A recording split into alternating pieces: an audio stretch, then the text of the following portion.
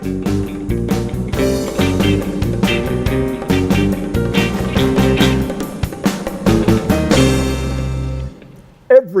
is a Jeopardy fan. It's fun to sit on the couch and challenge yourself with the questions and the answers. What if I had a question for you? Actually, it's the answer.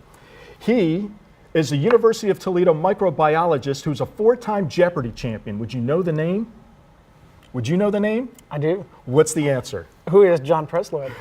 You are correct, sir, and you answered it in the form of a question. You are a 4-time Jeopardy champion, and you're right here from Toledo, University of Toledo microbiologist. How did you get mixed up in trivia? It's just something I've been doing my whole life. So when I was little, I just loved to read books, and for whatever reason, maps. I would just open an atlas and just look at the map.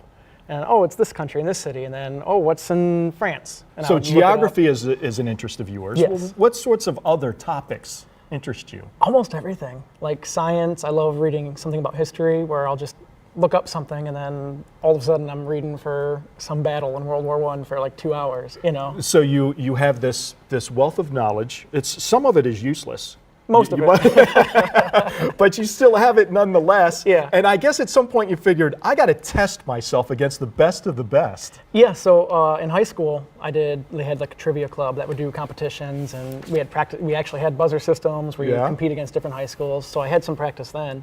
And then just since then, I've always been trying to get on Jeopardy, but doing the bar trivia and the pub trivia around town, and it's fun.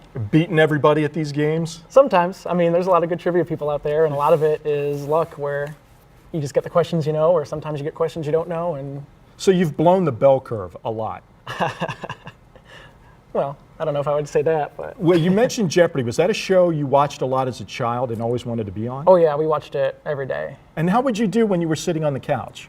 So usually it's always easier on the couch. Yeah. Like there's no better feeling than you're watching on the couch and you get something, like even now they're having like all the All-Stars and stuff. Mm-hmm. And there's still questions that no one on the show gets. And you're like, I know that, and you never feel smarter than that until you get on the show and so as a teen, you did a lot of, not necessarily research, it's just enjoyment reading, and you absorb these inane facts. Yeah, and for whatever reason it just sticks. Like there's stuff that I don't even know, like I'm not trying to learn it or memorize it, and then, oh, I remember reading this, and it just pops up. And you're a Jeopardy fan, so you decided you were going to try out for Yes. Jeopardy. You auditioned at age 18. Yeah, so it just sort of happened. Back then, they didn't have the online test, so you had to send in a note card, and they would call back however many people they wanted for the audition, and then you got into the audition, and you had to take a test on the spot.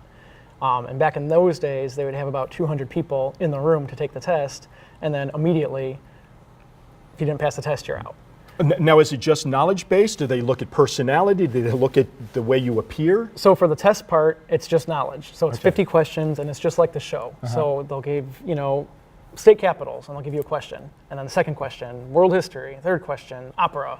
And they just give you 50 questions straight up. They score them. After that, so now they do that with an online test. So that's the first step. Okay. And then they bring you in for the in-person audition if you pass that test. And at the in-person audition, they give you a second test because they want to make sure you weren't cheating or you're taking it in a group now that it's online, because they don't want to embarrass you on the show and have you get on there and not know what you're doing. Right. And they want a good show. They don't want 3 people just sitting up there not answering anything. Should I press? Is he going to press? Well, you didn't pass your first time. I did not pass my second or third either. No kidding. How many times did you audition? So this was my 4th in-person audition. What do you think was the difference this time?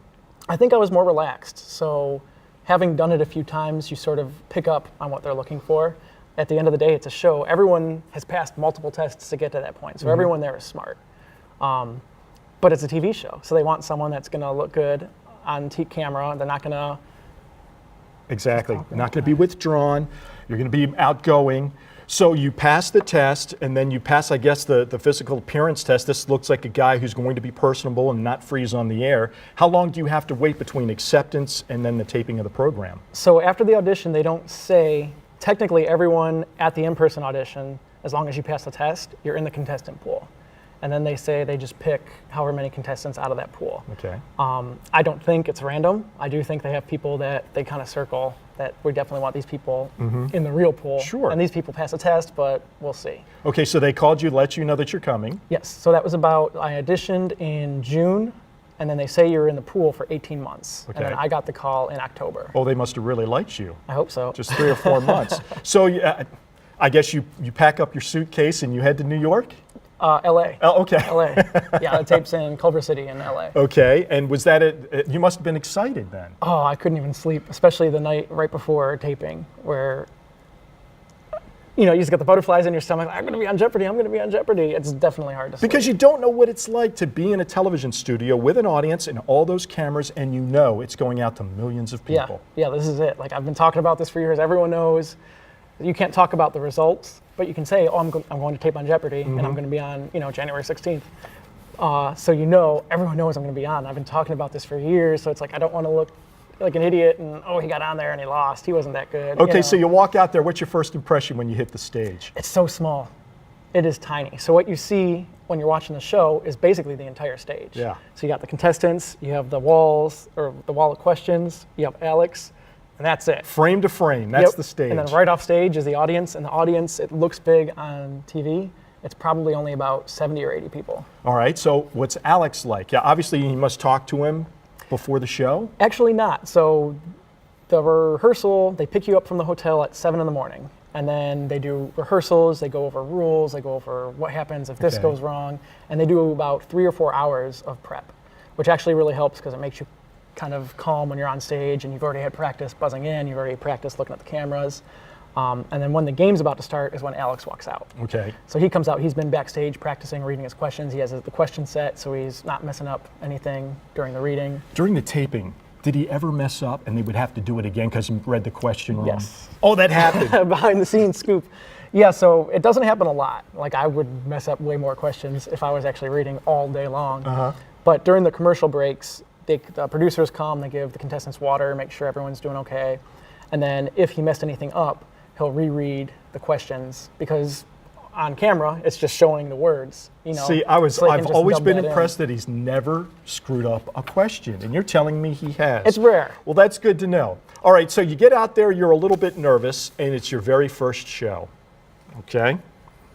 Are you watching Alex read, or are you reading ahead of him to try to answer the question first? Yeah, so I'm reading ahead. So the tricky part about Jeopardy is the buzzer, for sure. Yeah.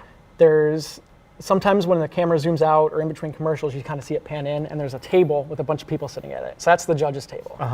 One of the judges, his entire job, you can't see, there's lights on the side of the board, and that indicates when you can buzz in. So if you buzz in before the lights go on, you get locked out. That's when we see people pressing that button. And that's why, yeah. But that's what they tell you, is because if you get locked out, there's a decent chance that everyone got locked out. So you want to keep buzzing in case you're the first one to get locked back in. That must be frustrating. Did you ever get locked out and you knew the answer, but you... Oh, yeah, every time. I mean, that happens to everybody. I always say you couldn't tell from me because I just kind of naturally stand like that. Okay. So I know there's some people that I played where everyone's like, oh, why are they going crazy? They look crazy. Like, John's so calm. Like, I'm doing that. I'm just doing it under the table. Oh, so that must be so frustrating. You know the answer, but you can't get in time. Yeah. But then that's part of the game. Yeah. Because you're all smart. Right. And sometimes the people that don't win a lot of money, they might even be smarter than you. They're just not as good with the button. Like I said, everyone that makes it to that stage is very smart. I had one guy who finished negative, and it's heartbreaking because that's everyone's worst nightmare, but he's smart. It's just bad luck with the buzzer and then 1 or 2 bad questions and you're in big trouble. The trick of the game is the reverse. It is the answer they give, the question you give. How difficult was that to answer in the form of a question? I thought it would be harder, but I never really had any issues with it. I think once you kind of get in that mode, and especially because I had a couple games in a row, I think it just sort of helps you. It's just kind of natural, and especially from watching it for so long, it just never really bothered me. This is interesting. Your first game was against a 4-time champion. Yes. And you go to Final Jeopardy, and you're 3rd out of 3. Yeah. Oh, what are you thinking? So they were really tough. So my mom and my husband were in the crowd. Yeah. And they were kind of like ready to cry because they're like, he's going to be so disappointed. I thought I had lost. They were both really fast. They were both really smart. They were really good competitors. What was the question? So I can't remember exactly how it was worded, but it was, I think, October Christian was the first person born on this remote island in 17. And you knew the answer. Sort of.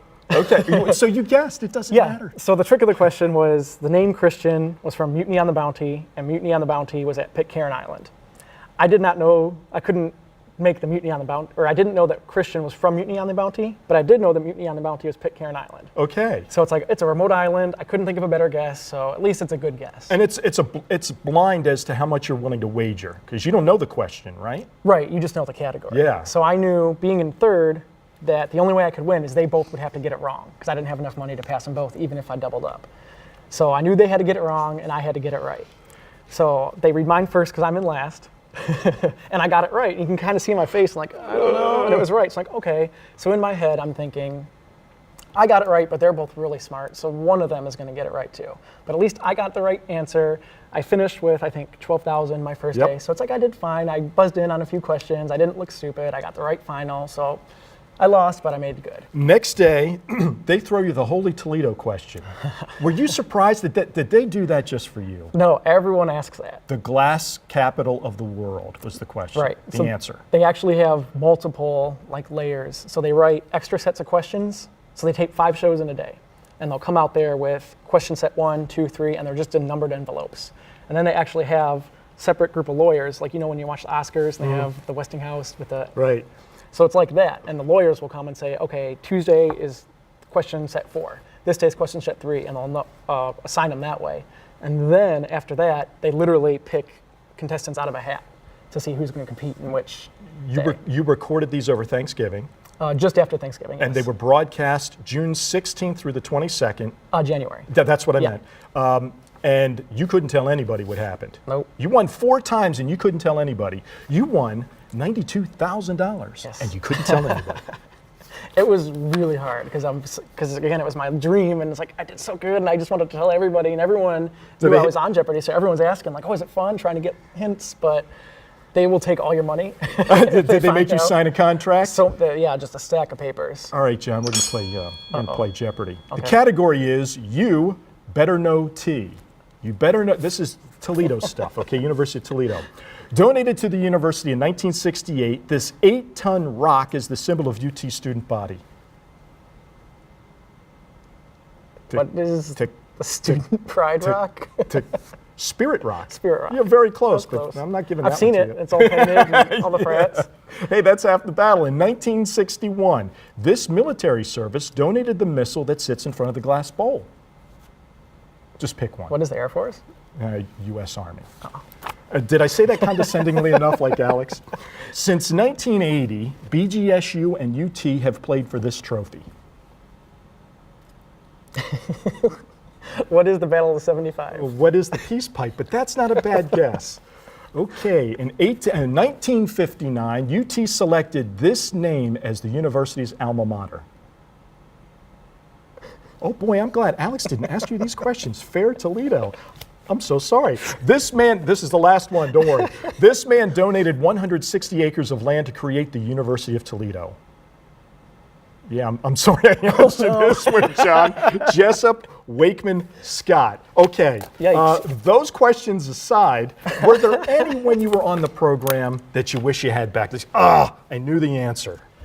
Definitely, so my last game, the one that I lost, I should have had Chipotle where no one buzzed in for it. And there was a couple that I was just like a second too late, but Chipotle was the big one where it was like a stock symbol, CMG, for Mexican food. And I could think of Chipotle, but I couldn't remember what the MG stood for, so I was scared to buzz in. So if I would have got that, I think I would have been ahead or at least tied going into the final Jeopardy, and I would have had a better chance at winning. You mentioned that you do, it's a whole week's worth, 5 shows in one day? Yes. I would imagine by shows 3, 4, and 5, you're getting beat. It's more exhausting than I would have thought. Yeah. Where I can definitely tell, especially my last couple of games, like I feel watching it that I looked really tired. Like I feel like I drained. I remember just kind of being like. So do you watch this a lot? You watch your performance? I haven't rewatched it. I watched it live when it was on TV, but I haven't rewatched it since What did you then. think when you saw yourself and how you performed? It was funny. So especially the first day or two, I didn't realize how much I kind of moved back and forth a lot, and just was like that nerves, or do you normally do that? I normally do that, but I didn't think it was that much. Were there any great memories that you're going to take away from this? I mean, the whole experience was so much fun. I met a lot of good people. The woman that I beat, Aniki, actually just this last weekend, there was a trivia tournament in Las Vegas. And we were on the same team with another contestant that taped with us. And, so you meet a lot of really cool, interesting people. And then we still keep in contact, so that's really neat. Are you going to rent yourself out for party favors? You know, like trivia contests at parties and things? I'd consider it if people want to pay. So I would imagine a bar does not want to see you. They don't want to see you coming in and dominating their contests. I'm sure, maybe it'll bring in extra people if they know I'll be there. I don't know. Well, Ken Jennings wrote a book. Well, he was much more successful. Ken Jennings pretty much owned that show Yeah. for a couple of months. I'm guessing a lot of people come up to you and say, don't I know you from somewhere? Yeah, especially for some, it's weird at the gym. I get a lot of that. Yeah. Grocery shopping, especially while it was on. Do they challenge you? Actually, not in person. Most of the time, they're just excited, and they always want to hear about Alex. Everyone wants to hear about Alex. But they never ask you about a question or anything? Not really. They'll talk about like the Toledo question, like, oh, I can't believe you got that Toledo question. That was so cool. Yeah, it was like a gimme for you. As soon as I saw it, I knew it was Toledo. I have to buzz in first. I mentioned earlier, did I ask and give you the answers condescendingly as Alex? Is he really condescending? He is a little bit, but in a fun way. Like I got a kick out of it, where you can. It's more, not you're an idiot condescending, Right. but just kind of teasing you, Come poking on, you in the John, ribs. you should have known Like, that. oh. Yeah, that sort of thing. Are you Tournament of Champions eligible?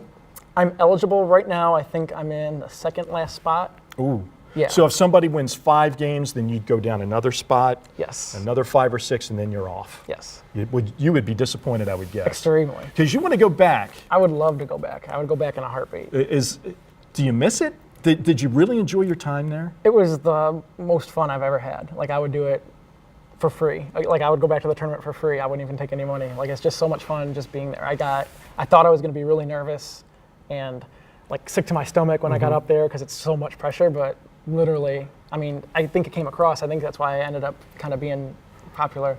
But like I was just having such a good time and so much fun. I think it's just Natural. They want Yeah. people who are natural. So your last program, you won over $14,000, but you don't get to keep it. no, only 2,000. Okay, but 92 is enough. Well, you played Jeopardy with us here. Well, Unfortunately, you didn't win any money, John. But I really am so glad that we got a chance to meet you. As soon as I saw you on that program, I thought I have to have him on. So thank you so much, John Presloid, for going off air with us. thanks for having me. Congratulations to you, and I wish you luck in the Tournament of Champions. Hope you Let's get hope. that far. Let's hope. John, thank you for coming Thanks, on. Take care.